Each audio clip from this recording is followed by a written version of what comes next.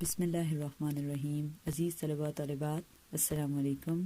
میں عائشہ شفیق جماعت ہفتم اردو لٹریچر کی اسائنمنٹ کے ساتھ army public school and college system Attock cantt کی جانب سے APSACS online support program میں آپ کو خوش آمدید کہتی ہوں۔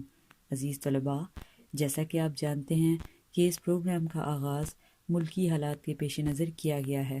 آج ہم اردو لٹریچر کی کتاب سریر خامہ کی نظم دعا کو پڑھنا سیکھیں گے اور اس کے ساتھ ساتھ یہ بھی دیکھیں گے کہ شاعر ہمیں کیا پیغام دے رہے ہیں۔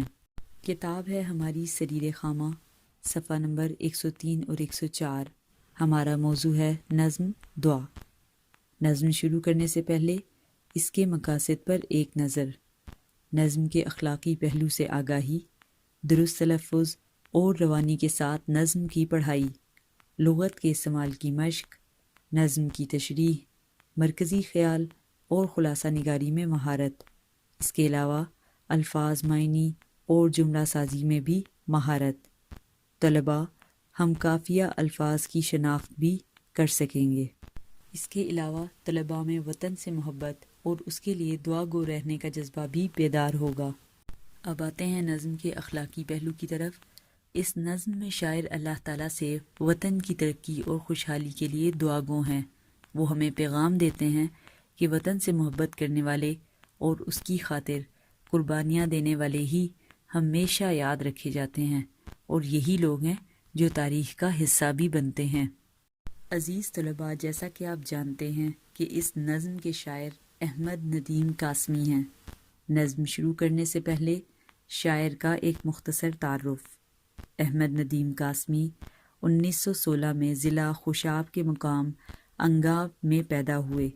آپ شاعر، ادیب، افسانہ نویس، مدیر اور کالم نگار ہیں۔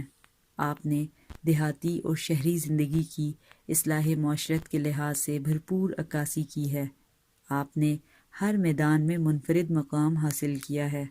مقصدیت، حقیقت پسندی، دلچسپی، تجسس اور اعلیٰ کردار نگاری آپ کی تحریر کی نمایاں خصوصیات میں سے ہیں۔ اب آتے ہیں نظم سے متعلق دیے گئے کام کی طرف۔ نظم کی پڑھائی اور اس پر تبادلہ خیال ہوگا۔ طلباء نظم کو اچھی طرح سمجھ لینے کے بعد ہی اسے بہتر طریقے سے کرنے کے اہل ہوں گے۔ نظم کی وضاحت آپ اس طرح کریں گے کہ حوالے متن، جس میں نظم اور شاعر کا نام ہوگا، پھر اشعار کا مفہوم، اور اس کے بعد ان اشعار کی تشریح کی جائے گی تاکہ آپ کو نظم اچھی طرح سے سمجھ آ جائے۔ سوال نمبر 1 کے تمام اجزاء پر زبانی تبادلہ خیال کیا جائے گا۔ نظم کا پہلا شعر ہے: یا رب میرے وطن کو ایک ایسی بہار دے جو سارے ایشیا کی فضا کو نکھار دے۔ جیسا کہ ہم جانتے ہیں کہ ہمارے وطن پاکستان کو اللہ تعالیٰ نے بہت سی خوبصورتیوں اور نعمتوں سے نوازا ہے۔ شاعر اس شعر میں کہتے ہیں کہ اللہ تعالیٰ ہمارے ملک کے حالات ایسے ہو جائیں کہ ہم اپنے ملک کی ترقی کے ساتھ ساتھ دوسرے ممالک کو بھی فائدہ پہنچائیں اور ان کے حالات کو بہتر کرنے میں مدد دینے والے بن جائیں۔ یا رب میرے وطن میں ایک ایسی ہوا چلا جو اس کے رخ سے گرد کے دھبے اتار دے۔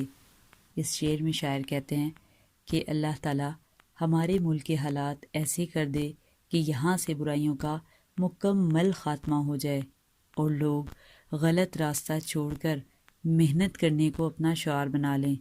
جو قومیں محنت کرتی ہیں ہمیشہ وہی ترقی کی منازل بھی طے کرتی ہیں۔ ہمارے ملک کو تو اللہ تعالیٰ نے بے شمار نعمتوں سے نوازا ہے اور یہاں کے لوگ محنتی بھی ہیں۔ اگر سب لوگ محنت کرنے کو اپنا شعار بنائیں تو یہ ملک خوب ترقی کر سکتا ہے۔ شعر نمبر 3 ہے: یا رب وہ ابر بخش کے جو ارض پاک کو حد نظر تک عمرے ہوئے سبزہ زار دے۔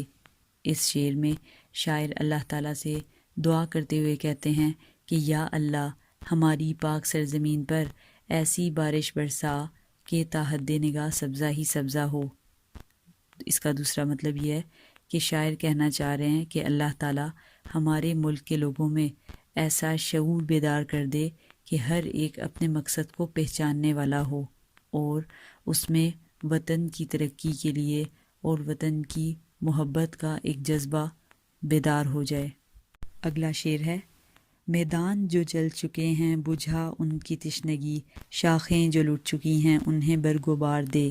اس شعر میں شاعر دعا کرتے ہیں کہ یا اللہ وہ مسائل جن سے ہمارا ملک نقصان اٹھا چکا ہے اسے آئندہ ایسے نقصانات سے بچا کر رکھنا، ہمارے ملک کا جتنا بھی جانی و مالی نقصان ہو چکا ہے اسے غیب کے خزانوں سے پورا فرما دے۔ اگلا شعر ہے، ہر فرد میری قوم کا ایک ایسا فرد ہو اپنی خوشی وطن کی خوشی پر جو وار دے۔